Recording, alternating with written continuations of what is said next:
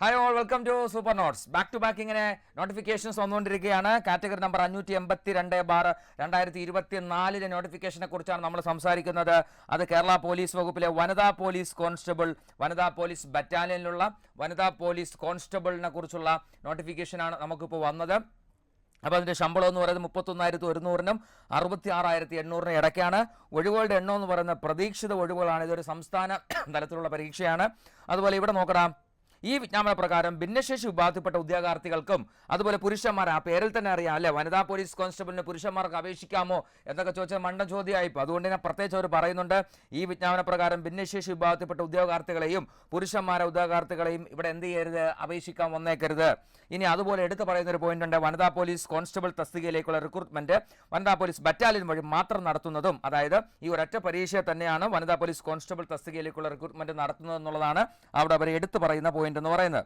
പിന്നെ അടുത്തെന്ന് പറഞ്ഞാൽ നിയമന രീതി എന്ന് പറഞ്ഞാൽ എങ്ങനെയാണ്, നേരിട്ടുള്ള നിയമനമാണ്. നമ്മുടെ ഏജ് എന്ന് പറയുന്നത് 18-26, നേരത്തെ പറഞ്ഞതുപോലെ തന്നെയാണ്. പ്രായപരിധി 18-26 ഇനി അവിടെ ശ്രദ്ധിക്കേണ്ട പോയിന്റ് 2/1/1998-നും അതുപോലെ 1/1/2006-നും ഇടയിൽ ജനിച്ചവരായിരിക്കണം. ഈ രണ്ട് തീയതിയും അത് ഇൻക്ലൂഡഡ് ആണെന്നുള്ളത് എടുത്തു പറയുന്നു. അതുപോലെ ഉയർന്ന പ്രായപരിധി പിന്നോക്ക വിഭാഗക്കാർക്ക് 29-ഉം പട്ടികജാതി പട്ടിക വിഭാഗക്കാർക്ക് 31 വയസ്സായിട്ട് എന്ത് ചെയ്തിട്ടുണ്ട്, എടുത്തിട്ടുണ്ട്. ഓക്കെ അല്ലേ? ഇനി അടുത്ത് നോക്കട്ടെ, വിദ്യാഭ്യാസ യോഗ്യത. അവിടെ ഒന്ന് കാര്യം ശ്രദ്ധിക്കണം. വിദ്യാഭ്യാസ യോഗ്യത എന്ന് പറയുന്നത് ഹയർ സെക്കൻഡറി അല്ലെങ്കിൽ +2 പരീക്ഷ പാസ്സായിരിക്കണം എന്നുള്ളതാണ്, അല്ലെങ്കിൽ അതിൻ്റെ തത്തുല്യമായിരിക്കണം. പക്ഷെ ഒരു കാര്യം പ്രത്യേകം ശ്രദ്ധിക്കണം, നിശ്ചിത യോഗ്യതയുള്ള മതിയായ എണ്ണം SC/ST വിഭാഗം ഉദ്യോഗാർത്ഥികൾ, അതായത് ഇതിനു വേണ്ടി ആവശ്യമുള്ള ഉദ്യോഗാർത്ഥികളുടെ അഭാവം +2 പാസ്സായവരില്ല എങ്കിൽ, SC/STയിൽ +2 പാസ്സായവരില്ല എങ്കിൽ +2 പരീക്ഷയിൽ പരാജയപ്പെട്ട ഉദ്യോഗാർത്ഥികളെയും പരിഗണിക്കുന്നതാണ്. ഇത് ആർക്കും മാത്രം ബാധകം, SC/STക്കാർക്ക് മാത്രം ബാധകമാണ് എന്നുള്ളത് ഓർക്കുക. അതുപോലെ എടുത്തു പറയുന്ന പോയിന്റ്, ശാരീരിക യോഗ്യത നോക്കടാ. കുറഞ്ഞത് 157 സെന്റിമീറ്റർ ഉയരം, അത് പ്രത്യേകം ശ്രദ്ധിക്കണം. കുറഞ്ഞത് 157 സെന്റിമീറ്റർ ഉയരം ഉണ്ടായിരിക്കണം. അതുപോലെ പട്ടികജാതി പട്ടികവർഗ വിഭാഗക്കാർക്ക് 150 സെന്റിമീറ്റർ ആണ് ഉയരമായിട്ട് കണക്കാക്കപ്പെടുന്നത്. ഈ കാര്യങ്ങളെല്ലാം നിങ്ങൾ നോട്ടിഫിക്കേഷനിൽ ശ്രദ്ധിച്ചോളുക. അടുത്ത് ശാരീരിക ക്ഷമതയും അതുപോലെ കാഴ്ചശക്തിയും പറയുന്നത്, അവിടെ ദൂരക്കാഴ്ച 6.6, അതുപോലെ 6/6 സ്നെല്ലറാണ്. സമീപ കാഴ്ച അതുപോലെ 0.5 സ്നെല്ലർ ടു 0.5 രണ്ടിടത്തും ഒരേ കാഴ്ചശക്തി ആയിരിക്കണം. അതിനെക്കുറിച്ച് കൂടുതൽ നമ്മൾ ചർച്ച ചെയ്യേണ്ട. പിന്നെ നമുക്ക് ആവശ്യമുള്ള പ്രധാനപ്പെട്ട പോയിന്റ് എന്ന് പറയുന്നത് എന്താ, ഇവിടെ നമ്മൾ ശ്രദ്ധിക്കേണ്ട കാര്യം എന്ന് പറയുന്നത് ഫിസിക്കൽ ടെസ്റ്റ് ഉണ്ട്. ഈ ഫിസിക്കൽ ടെസ്റ്റിൽ താഴെ പറയുന്ന 8 ഇനങ്ങളിൽ നിന്നും ഏതെങ്കിലും 5 എണ്ണത്തിൽ നമ്മൾ എന്ത് ചെയ്യണം, യോഗ്യത നേടിയിരിക്കണം. 100 മീറ്റർ ഓട്ടം, high jump, long jump, putting the fought, അതുപോലെ ഫുട്ടിംഗ് ദ ഷോട്ട്, 200 മീറ്റർ ഓട്ടം, ത്രോയിങ് ദി ത്രോ ബോൾ, അതുപോലെ ഷട്ടിൽ റേസ്, അതുപോലെ സ്കിപ്പിംഗ്, ഇങ്ങനെ പല സംഭവങ്ങളുണ്ട്. ഇതൊക്കെ നിശ്ചിത തന്നിരിക്കുന്ന ടൈമുകൾക്കകത്ത് ഇതിലേതെങ്കിലും 5 എണ്ണം നമ്മൾ എന്ത് ചെയ്തിരിക്കണം, പിന്നെ തീർത്തിരിക്കണം എന്നാണ് പറയുന്നത്. പിന്നെ അടുത്ത് നമ്മൾ നോട്ടിഫിക്കേഷനിൽ പറയുന്ന പ്രധാനപ്പെട്ട പോയിന്റ് ഇത്രയേ ഉള്ളൂ. അപേക്ഷ സമർപ്പിക്കേണ്ട അവസാന തീയതി എന്ന് പറയുന്നത് 29/1/2025 ബുധനാഴ്ച രാത്രി 12 മണിക്ക് അകം നമ്മൾ ഇത് അപേക്ഷിച്ചിരിക്കണമെന്നാണ് പറയുന്നത്.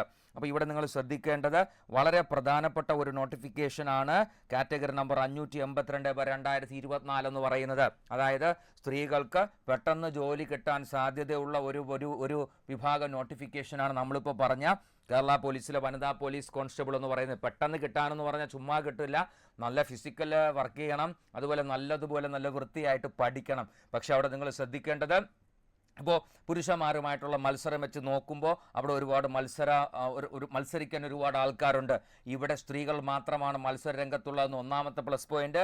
2, പോലീസ് പോലുള്ള ജോലികൾക്ക് എല്ലാ സ്ത്രീകളും രംഗത്ത് വരിക എന്നുള്ളതും ചുരുക്കമാണ്. അപ്പോൾ അതുകൊണ്ട് തന്നെ ഉള്ളവർക്കിടയിലുള്ള മത്സരം, കുറച്ചാൾക്കാർക്കിടയിലുള്ള ശക്തമായ മത്സരം കാഴ്ചവെച്ചു കഴിഞ്ഞാൽ ഉറപ്പായിട്ടും നമ്മൾ ആഗ്രഹിക്കുന്ന ഒരു ഗവൺമെൻറ് ജോലി, അതുപോലെ തന്നെ ഒരു ഫോഴ്സിലെ ജോലി നിങ്ങൾക്ക് നേടിയെടുക്കാൻ സാധിക്കുമെന്നാണ് പറയാനുള്ളത്. അതുകൊണ്ട് തന്നെ ഈ പറയുന്ന ശാരീരിക ക്ഷമതയും അതുപോലെ ഈ പറയുന്ന ഏജ് റിലാക്സേഷനും അല്ലെങ്കിൽ ഏജിൻ്റെ നിയന്ത്രണങ്ങളും അല്ലെങ്കിൽ നമ്മുടെ പിന്നെ വിദ്യാഭ്യാസ യോഗ്യത എല്ലാം കൃത്യമായിട്ടുള്ള ആൾക്കാർ, ആഗ്രഹമുള്ള ആൾക്കാർ ഇതിലേക്ക് അപേക്ഷിക്കുക. അപേക്ഷിച്ചിട്ട് നല്ല വൃത്തിയായിട്ട് എന്ത് ചെയ്യുക, പഠിക്കുക. വെറുതെ അപേക്ഷിച്ചാൽ മാത്രം കാര്യമില്ല, വൃത്തിയായിട്ട് പഠിച്ചാൽ മാത്രമേ കാര്യമുള്ളൂ. ഇനി ഒരു കാര്യം കൂടെ നിങ്ങൾ ശ്രദ്ധിക്കണം. നിങ്ങൾ പല പത്രവാർത്തകളിലായിട്ട് പല നിയമനങ്ങളെക്കുറിച്ചുമൊക്കെ പല വാർത്തകൾ നിങ്ങൾ കേൾക്കുന്നുണ്ടായിരിക്കാം. PSC അവരുടെ ലിസ്റ്റുകൾ ചുരുക്കാൻ പോകുന്നു എന്ന വാർത്തകൾ നിങ്ങൾ കേൾക്കുന്നുണ്ടായിരിക്കാം. അവിടെ നിന്നൊക്കെ നമ്മൾ മനസ്സിലാക്കേണ്ടത്, നമ്മൾ ടോപ്പിലേക്ക് എത്തിയാലേ, നമ്മൾ ഏതെങ്കിലും സപ്ലി ലിസ്റ്റിലേക്കോ ഏതെങ്കിലും ലിസ്റ്റിൻ്റെ അവസാന ഭാഗത്തോ വന്നതുകൊണ്ട് കാര്യമില്ല. ആഞ്ഞു പഠിച്ച് ടോപ്പ് 100-നകത്ത് വരാൻ വേണ്ടിയിട്ട് എല്ലാവരും ശ്രമിക്കുക. എങ്കിൽ മാത്രമേ ജോലിക്കുള്ള സാധ്യത ഉള്ളൂ. അല്ലെങ്കിൽ പെട്ടെന്ന് കാത്തിരിക്കാതെ പെട്ടെന്ന് അല്ലെങ്കിൽ ഉറപ്പായ ജോലി നിങ്ങൾക്ക് കിട്ടുള്ളൂ എന്നുള്ളത് മനസ്സിലാക്കണം. അതിനു വേണ്ടിയിട്ട് നമ്മുടെ സൂപ്പർ നോട്ട്സ് എന്ന് പറയുന്നത് ഡ്യൂട്ടി കാൾസ് കോഡ് യൂണിഫോം 2025 എന്ന് പറയുന്ന ഒരു ബാച്ച് ആരംഭിച്ചിട്ടുണ്ട്. അതുപോലെ നമ്മൾ അടുത്തൊരു ബാച്ച് ജനുവരി 5-ാം തീയതി ആരംഭിക്കുന്നുണ്ട്. അതായത് നമ്മൾ ഇത്രേ പറയുന്നുള്ളൂ, നമ്മളെ ടോപ്പിക്കിനനുസരിച്ച് നമ്മൾ വ്യക്തമായ ക്ലാസ്സുകൾ നമ്മൾ കൃത്യമായിട്ട് തരുന്നതായിരിക്കും. അതുപോലെ നിങ്ങളുടെ എന്ത് ഡൗട്ട് ഉണ്ടെങ്കിൽ നിങ്ങളെ കൃത്യമായിട്ട് വിളിക്കാൻ മെൻറ്റർ സപ്പോർട്ട് ഉണ്ടായിരിക്കും. ആഴ്ചയിൽ ഞങ്ങൾ അങ്ങോട്ട് വിളിച്ച് നിങ്ങളുടെ നിങ്ങളുടെ കംഫർട്ട്, നിങ്ങൾക്ക് എന്തെങ്കിലും ബുദ്ധിമുട്ടുണ്ടോ എന്നുള്ളത് കൃത്യമായിട്ട് അറിയും. ഞങ്ങൾ പറഞ്ഞത് തന്നെയാണോ തരുന്നത് എന്ന് പറഞ്ഞ് ഞങ്ങളുടെ വാഗ്ദാനങ്ങളൊക്കെ പാലിക്കപ്പെടുന്നുണ്ടോ എന്നറിയാനായിട്ട് നിങ്ങൾക്ക് എന്തെങ്കിലും നമ്മളോട് ചോദിക്കാനുണ്ടെങ്കിൽ കൃത്യമായിട്ട് ചോദിക്കാനുള്ള അവസരങ്ങൾ കൃത്യമായിട്ട് തരും. അതുപോലെ നിങ്ങൾക്ക് ഞങ്ങളുടെ ക്ലാസ്സിനെ കുറിച്ച് അറിയണമെങ്കിൽ നിങ്ങൾ ചെയ്യേണ്ട ഇത്ര മാത്രം: നമ്മുടെ ആപ്ലിക്കേഷൻ, സൂപ്പർ നോട്ട്സിൻ്റെ ആപ്ലിക്കേഷൻ ഡൗൺലോഡ് ചെയ്യുക. എന്നിട്ട് ആ ആപ്ലിക്കേഷനിൽ കയറിയിട്ട് നമ്മുടെ CPO-യുമായി ബന്ധപ്പെട്ട അല്ലെങ്കിൽ കോഡ് യൂണിഫോം 2025 എന്ന് പറയുന്ന ആ ബാച്ചുമായിട്ട് ബന്ധപ്പെട്ട നമ്മുടെ ക്ലാസ്സുകളൊക്കെ ഒന്ന് കണ്ടുനോക്കുക. ഇതിനകത്ത് നിങ്ങൾക്ക് ഏറ്റവും പ്രധാനമെന്ന് പറയുന്നത് സ്പെഷ്യൽ ടോപ്പിക്സ് ആണ്. സ്പെഷ്യൽ ടോപ്പിക്സിൽ ഏറ്റവും ബെസ്റ്റായിട്ടുള്ള, ഇന്ന് കിട്ടാവുന്നതിൽ ഏറ്റവും ബെസ്റ്റായിട്ടുള്ള ഫാക്കൽറ്റീസിനെ തന്നെയാണ് നമ്മൾ അതിനകത്ത് ഉൾപ്പെടുത്തിയിട്ടുള്ളത്.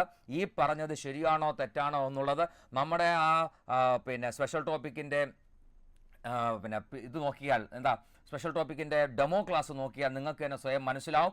എന്നിട്ട് നിങ്ങൾ അഡ്മിഷൻ എടുത്താൽ മതി. ഇത്രയും ഞങ്ങൾ പറയുന്നു. ഡെമോ ക്ലാസ് കാണുക, കണ്ടിട്ട് നിങ്ങൾക്ക് താല്പര്യമുണ്ട്, തൃപ്തിയാണ് എങ്കിൽ മാത്രം എടുക്കുക. നമ്മൾ നേരത്തെ വാഗ്ദാനം തന്ന ആനയാണ് ചേനയാണെന്നൊക്കെ പറഞ്ഞ് വാഗ്ദാനം തന്നിട്ട് പിന്നെ ക്ലാസ് മോശമാവുന്നതിനേക്കാളും നല്ലത് നിങ്ങൾ കാണുക, കണ്ട് വിലയിരുത്തുക.